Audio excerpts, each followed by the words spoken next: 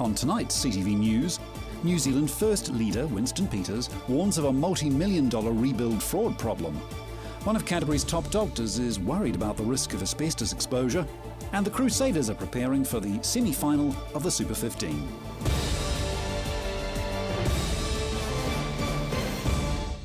This is CTV News. I'm Grant Mangan. New Zealand First leader Winston Peters has told CTV's Chris Lynch rebuild fraud is happening in Christchurch on a large scale and will make headlines within a matter of days. Christchurch is in the midst of a $40 billion rebuild that will see buildings and anchor projects spring up in the holes left by the February 2011 earthquake. New Zealand First leader Winston Peters has now made strong claims that some companies working on the rebuild are committing fraud. This comes on the back of other claims he made last year when he told Christchurch media up to $250 million worth of fraud, including deliberate overpayments, was being investigated. Are they still relevant today, Mr. Peters? They're as relevant as they ever were, and you're going to see this burst out on this, in the newspapers and on television in a matter of days. Why? Why is it still relevant? Because people What's are out happening? there robbing some people blind, cheating the system, cheating all manner of people who need contracts done, and also cheating the workforce that they've brought in. So it's a serious issue, and they need to be exposed. Mr. Peters has hinted he'll expose the companies using parliamentary privilege. It's the proper use of a 400-year-old institution, and behind that is getting the truth out. It's not an abuse of parliamentary privilege to say this person is a crook and I'm going to prove it. Meanwhile, the New Zealand First leader has observed that the rebuild needs to speed up. There's a serious lack of urgency here. And given the sacrifices and suffering of people, you have to wonder why. So whatever institutions are running this, and including the Minister, Jerry Brownlee himself, I think they just haven't grasped how critical the repair and the remedial effort that needs to go in behind this is. Mr. Peters says the repair job should be a 24/7 operation. He can't believe the roads are still being repaired more than 3 years on. Japan, for example, roads and all sorts of things have been rebuilt post tsunami, and here we're going on sort of ordinary 5 days a week, maybe 6 days a week for some, but we just, I don't think, are making the effort to fix people's lives up as fast as possible, and with sound compensation. He also made comments on the Prime Minister's statement directly after the earthquake that no one would be worse off. Today, Mr. Peters met with the owners of Red Zone land. He says that promise hasn't proven true. Well, the Prime Minister's statement wasn't worth the air it passed on, because these people are being offered half or less of what their property is actually worth. New Zealand First is strongly opposed to asset sales, and Mr. Peters also told Chris Lynch the cash-strapped City Council should hang on to major assets like the port and the airport. Marcus Gibbs, CTV News. One of Canterbury's top doctors has warned CTV's Lynch about the dangers of asbestos and that many homes in the region are ticking time bombs. Thousands of Canterbury homes could be a ticking time bomb when it comes to asbestos. That's what Canterbury's Medical Officer of Health, Alistair Humphrey, believes. When I talked about a time bomb, what I meant was those ceilings that are covered over are ceilings that an ordinary tradesman can no longer look at and say this has got asbestos in. They will drill into those, perhaps to put down lights, and only at that point, if at all, will they discover there's asbestos underneath them. The Earthquake Commission are repairing homes riddled with asbestos using a method called encasement. Damaged asbestos is boxed in order to separate it from the surrounding environment, a method EQC has been warned against using. That was a process we had asked, that is the District Health Board had asked many years ago, please stop doing this. They've continued to do that. EQC says any asbestos found is dealt with either by removal or enclosure, as set out in WorkSafe's New Zealand guidelines for the management and removal of asbestos. In the majority of cases, asbestos has been removed. Sometimes removing or disturbing asbestos materials where they are in good condition can increase the risk of exposure. Where asbestos is identified in a home that is being repaired as part of the Canterbury Home Repair Programme, our policy is that the homeowner is notified and the strategy for dealing with the asbestos is explained to them. Following the Canterbury earthquakes, EQC estimated more than 35,000 homes weren't checked for asbestos when they should have been. Dr Humphreys believes more than a quarter of those homes would have asbestos in them, which is around 9,000 homes. Of those 9,000, the vast majority will have had very minimal damage. So people in those homes, more than 99% of them are going to be completely safe. But they need to know that. They need some process by which they can say, well, am I safe? Encasement is an accepted practice in New Zealand to conceal asbestos, but Dr Humphreys believes New Zealand should follow what most Australian states do by committing to removal where possible. Now, we had a great opportunity following the earthquake. There were many damaged asbestos ceilings, as well as other parts of people's buildings. We should have removed it. It was an opportunity we missed in many cases. If we can remove it, we should remove it. Emma Cropper, CTV News. The bells of Christchurch Cathedral have returned home. The sound of the cathedral bells haven't been heard in 3 years. The Anglican bell ringers are excited to welcome the 13 bells home. The original 12 bells were damaged in the February earthquake and sent off to England to be repaired.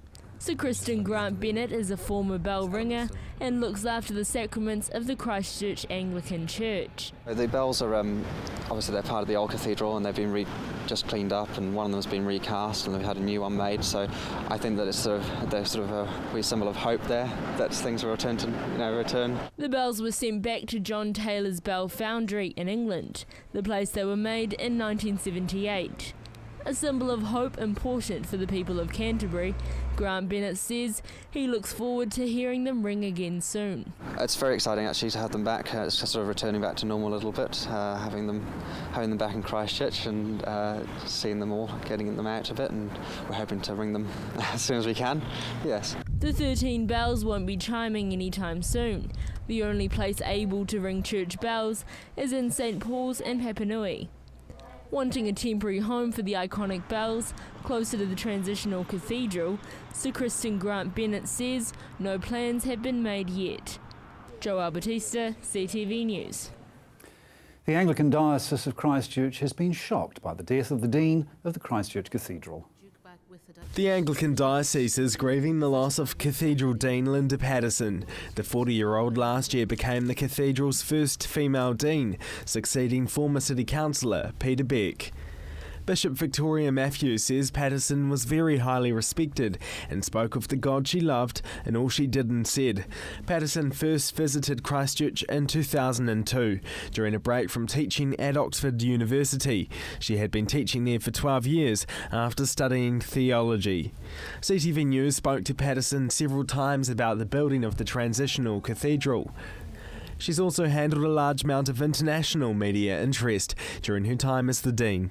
Bishop Matthews says the diocese and the province benefited from the Dean's extraordinary preaching and teaching. The bishop also commended Patterson for her work as a pastor. She says Patterson brought both compassion and appropriate humour to every situation. Still to come, the Christchurch City Council is on track to having consent accreditation by Christmas.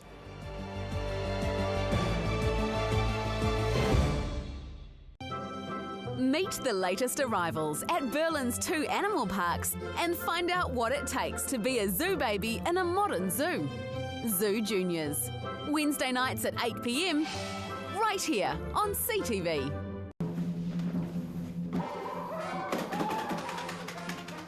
Avoid the monkeys when it comes to relocating. Trust A1 Movers, a family business since 1993 that guarantees a professional job every time. We carefully handle and wrap your valued items, ensuring they have a safe journey. Secure storage and insurance options are also available. A1 Movers, the careful, caring moving company. Oi! My son's helped me greatly with my independence now that I've got more mobility. Mum, I've been looking into stand assist chairs from More Mobility. They recline back with a footrest, then when you want to get out of them, they stand you up. You can even sleep on them. More Mobility can bring one out for a free trial. There's even electric beds too. What do you think? For more range and more expert advice, see More Mobility, corner Clarence and Princess Streets off Blenheim Road. What a difference More Mobility makes. Have you seen something you like? You can purchase a copy of CTV's own shows so you can watch them again and again. So give us a call on 3777 033 and order a copy today. Let's face it, everyone has an agenda. And guess what? So do I. Every week, I'll pick 3 stories that grab my attention. Agenda with me, Brent Goff.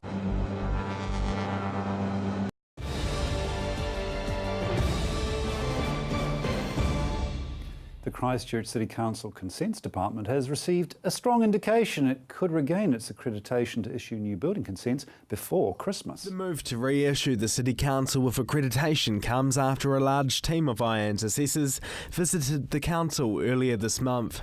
Early feedback shows the Christchurch City Council has made substantial progress improving its building control functions. Christchurch City Council Chief Executive Dr Carleen Edwards says the IANZ assessors were impressed with the program of change that has been implemented. IANZ says the assessment team noticed a distinct change in the culture at the council. Dr Carleen Edwards says initial findings have confirmed some areas where further work is needed to be done before the council can be granted accreditation. She says the things the IANZ team identified came as no surprise. She's confident the council has the systems and skills in place to address them and gain accreditation as a building consent authority by the end of the year as planned. The council will provide more information once it has reviewed the final IANZ report, which is due in about 10 days' time. A local researcher could be holding the key to find the cure for Alzheimer's. Researchers at the University of Canterbury may have the answer to curing Alzheimer's by investigating a certain protein of the brain linked with memory loss. More than 48,000 New Zealanders had dementia in 2011. That number is expected to triple by 2050, with the treatment of dementia costing the country around $954 million a year. But University of Canterbury researcher Susan Rapley might have the answer. Susan says more needs to be known about how molecular problems in the brain link up with memory loss. A better understanding of what is happening in the brain will guide new treatment options. The group at the University of Canterbury are looking at a brain protein called C-type natriuretic peptide, otherwise known as CNP. Tests are done by stimulating a person's memory, then measuring if there's an increase in the brain protein CNP. If changes are noted, it would give researchers a better understanding of CNP's role in Alzheimer's disease. So far, their results are working in their favour. Susan is hoping the information will trigger future research into the treatment of Alzheimer's. They may not be legally old enough to officially vote. Thousands of school children around the country will be experiencing what it's like to vote in an election this September. Kids voting. It might sound rather scary, especially after a CTV Street Stories episode found many young people don't know the leaders of the country's various political parties. Who's the head of the Māori Party? Winston Peters. No. I'm not sure, but I know it's not him. I'm not sure. Should you guys be voting, do you think? Probably not, no. Not yet. No. However, any children voting this year won't actually be affecting the outcome, but it will give them valuable experience of what it's like to vote during an election. Nearly 50,000 school children from more than 300 schools around the country are already registered. The Chief Electoral Officer says the program is supporting curriculum resources that will bring democracy to life. He says it gives students the chance to take part in an election with real parties, real candidates and real issues. Kids voting is designed to raise awareness among young people about New Zealand's electoral processes. Students vote for parties and candidates contesting the 2014 general election and can compare the results of their classroom's election with the real results. It's about educating the next generation of voters to get more young people turning out to vote in future elections. In New Zealand, voter turnout is falling and levels of political engagement are low among young people. In Canterbury, nearly 29,000 young people aged between 18 and 24 are enrolled to vote. That's 61% of the population. The Electoral Commission wants these figures to grow in the lead up to the election. Coming up, the Crusaders are planning to take out the semi-final this weekend.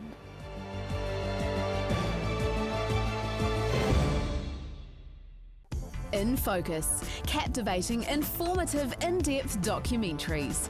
Be informed and learn something new.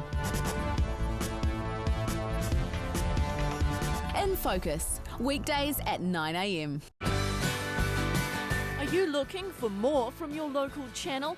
CTV are online. Our latest listings, on-demand shows, program information, all on the CTV website. We'll see you there.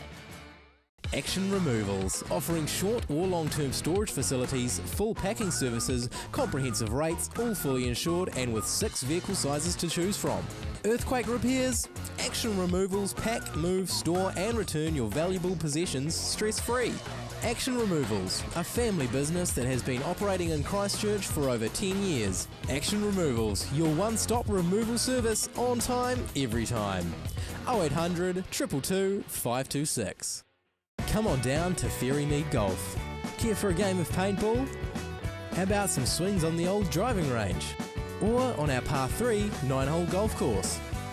Test your skills on the mini golf course or have a go at the airgun shooting range. Then relax at the Wow Cafe with one of our super succulent Wow Burgers. Whether you want to perfect your swing or are looking for a fun family day out, come down to Ferrymead Golf, 50 Ferrymead Park Drive, right next to the Ferrymead Heritage Park. Get rid of that damaging and unsightly moss, mould and lichen from your path, drive or roof with Mossbuster. Mossbuster is a no-bleach, non-abrasive, biodegradable solution that has over 35 years of proven results. Mossbuster costs less than half the price of other well-known products and can be yours for less than $1 a litre. You just spray it on and let Mother Nature do the rest. Check out our website to find the best solution to your moss, mould and grime problem. Order online or call us now on 0800 88 1000. Al Jazeera News. International news right off the satellite, bringing you up-to-the-minute coverage of world events. Al Jazeera News. Weekday mornings at 6 o'clock. Right here on CTV.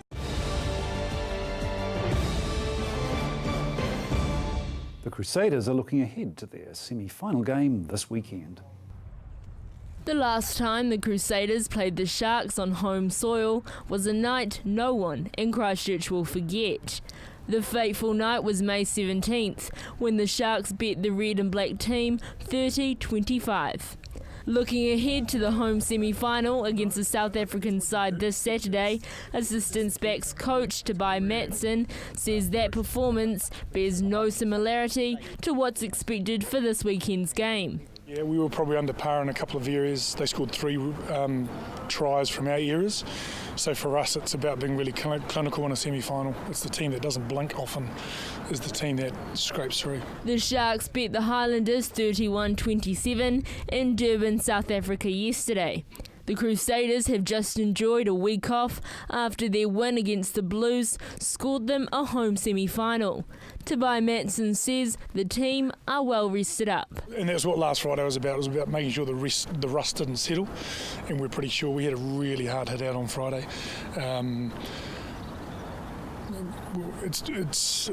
It's not going to be a disadvantage. Kicking off the first Monday back with a run around the pitch, the Crusaders were also awarded first in the country in Super Rugby. The New Zealand Rugby Vice President David Rhodes gave coach Todd Blackadder and captain Kieran Reid the award this morning for first out of the New Zealand round. Crusaders halfback Willie Hines says the Sharks have proved themselves a tough team to play and they look forward to the massive challenge ahead. Hines says the team are keen to have another crack at the South African side following their disappointing loss last time and is excited for what Saturday may bring. Oh, I guess, this is why we play the game, to be in finals footy and to be playing in front of our home crowd here in Christchurch is really exciting. So, we're just really excited at the opportunity of playing at home and, pushing on for another title. This is the Crusaders' first home semi-final since the Super Rugby competition was extended to 15 teams in 2011. The Sharks are scheduled to arrive in Christchurch later tonight. Joel Batista, CTV News. And staying with sport, here's Gordon Findlater with the highlights from the weekend sport.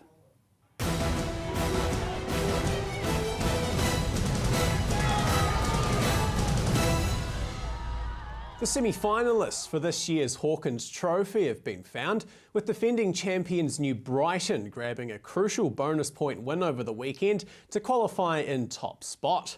Needing a bonus point win for their chances of finishing in top spot going into the semis, New Brighton grabbed 5 tries on their way to a bonus point win over Marist Albion 29 points to 7. Lincoln University won their match against Christchurch 22-6, but came up 1 try short of the bonus point they needed to pit New Brighton, which sees them qualify for the playoffs in second spot. The final 2 teams to secure semi-final spots were High School Old Boys and Sydenham, who met on Saturday, with High School Old Boys getting the win 32 points to 12. That sees them finish the round robin in third spot, ahead of Sydenham in fourth. Continuing with semi-final announcements, where the Crusaders found their opponents for this coming weekend's Super Rugby playoffs. The Crusaders will meet the Sharks at AMI Stadium on Saturday after the South Africans did just enough to get past the Highlanders in Durban. We'll have more news on that match this Friday, including the team lineup. Australian Sue Hawkins looks set to be unveiled as the new coach of the Mainland Tactics, with local girl Julie Seymour being overlooked for the position. Hawkins has previous coaching experience in both the former New Zealand and Australian domestic leagues, as well as at international level, having coached England between 2007 and 2011. Hawkins will be the 3rd coach in the Tactics' 7-year history. The Canterbury Red Devils have had their perfect start to the National Ice Hockey League season spoilt over the weekend after going down in both games against the Botany Swarm. The Red Devils went down 6-2 in Saturday's match, while yesterday's second game turned out to be more of a nail-biter. After going down by 1 in the second period, Chris Eden grabbed 2 quick goals to give the Red Devils a 2-1 advantage going into the third period. After conceding 2 goals, the Red Devils tied things up through defenceman Evan Zinch to send the game to overtime. With no score in overtime, the match went to a shootout, with the Swarm eventually getting the win 2-1 in the shootout. And finally tonight, defending champions Coastal Spirit suffered heartbreak over the weekend when they were eliminated from this year's National Women's Football Knockout Cup. Coastal Spirit were defeated in injury time by Forest Hill Milford United in Auckland. The team were just 1 win away from reaching the final for the 2nd straight year before falling at the weekend's semi-final stage. Forest Hill will now meet Glenfield Rovers in the All-Auckland final. You're up to date with the latest in local sport. I'm Gordon Finlater for CTV Sport.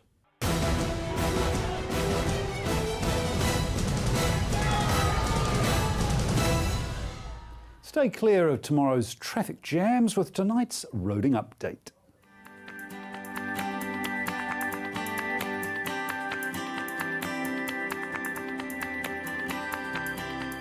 Hello travellers, to help you plan your journey around the central city, here's some tips on how to get around this week. This week, Durham Street has reduced to 1 lane from Peterborough Street through to Armour Street. It will be slow during peak times, so allow extra time when travelling through this area. Barbados Street is down to 1 lane from Beeley Ave to Kilmore Street. And remember, the best way to get south through the city is using Fitzgerald Ave. Also, make use of the 4 Aves to get around the city whenever possible. To keep up to date on what's happening on the Central City roads, stay tuned, and in the meantime, visit the Transport for Christchurch website.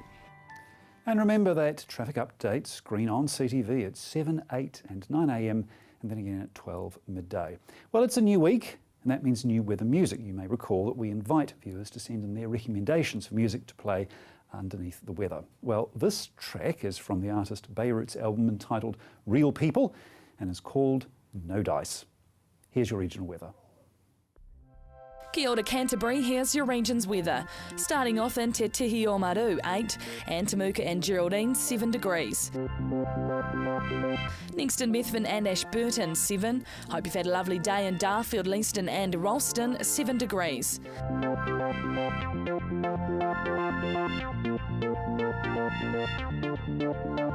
Lincoln 7 and Otautahi 8 degrees. Over in Akarawa 5.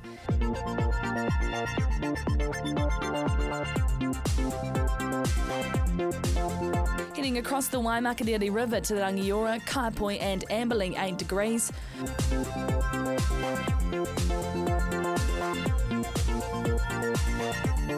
Culverton, Hanmer Springs and Cheviot hit 7 today, and up the top in Kaikoura 6 degrees.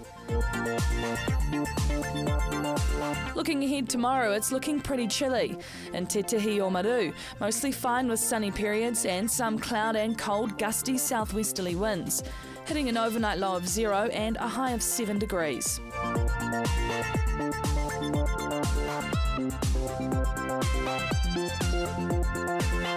In Ashburton, a mix of sunny periods and some cloud, with chilly southwesterly breezes. An overnight low of -1 and a high during the day of 7 degrees.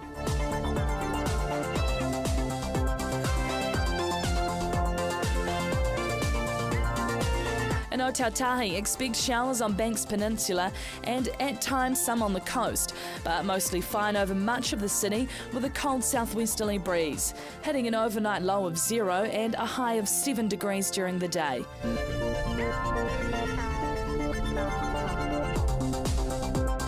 And up the top in Kaikoura now, cloudy and cold with wintry showers, and do expect some fresh southwesterly winds as well. An overnight low of 0 and a high of just 6 degrees.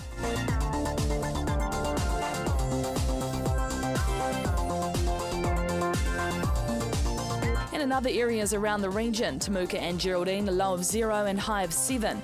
Methven and Rakai expect some cloud with a high of 7. Darfield and Leeston expect cloud and showers with a high of 7. Over in Akarawa, showers are heading your way, hitting a high of 5.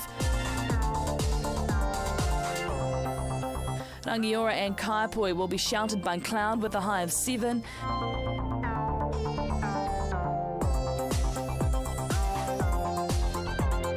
Culverton, Hanmer Springs and Cheviot expect a high of 6 and a low of 0. And looking ahead for what's in store for Canterbury. Any showers clearing and sunny periods increasing on Wednesday, with moderate cold southwesterly winds easing during the day. Frosty on Wednesday night though. Expect fine with sunny periods and scattered clouds on Thursday. Also light winds, cold temperatures, frosty mornings and nights. Fine at first on Friday, but very cold southwesterlies freshening during the afternoon. With a period of showers developing, expect light snow flurries to 400 metres and showers clearing on Friday night. Cloud clearing and sunny periods increasing during the day on Saturday, with moderate cold southwesterly winds dying out. Fine and sunny with frosts morning and night on Sunday. Expect light southwesterlies and the air to be very cool. And that's all for your region's weather. Noho ora mai rā. And that's CTV News for Monday. I'm Grant Mangan. Good night.